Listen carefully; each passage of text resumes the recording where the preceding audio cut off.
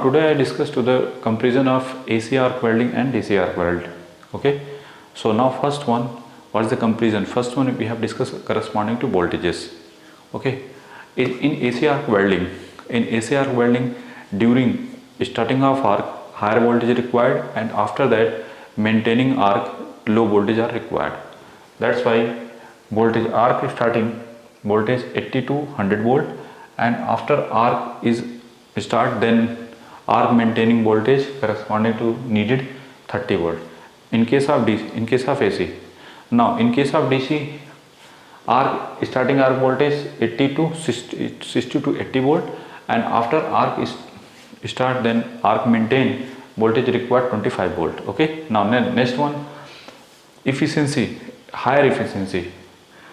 Due to higher voltage, due to efficiency is higher, but what about efficiency? This is lower. Now next one, source welding transformer are utilized here, and here DC generator are utilized here. Okay, now what about arc is unstable, and here is stable arc.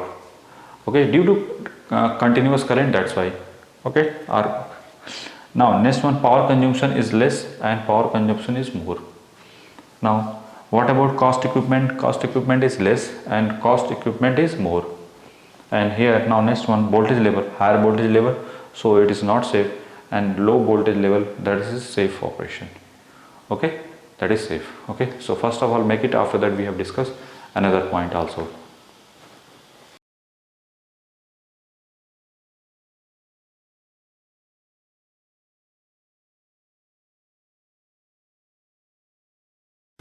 Now next point is 8 metals. It is suitable for it is not suitable for welding for non-ferrous metal, and it is suitable for ferrous and non-ferrous metal. Okay, now next one, what about electrodes? Any two terminal can be connected to the work as electrode. Okay, work or electrode.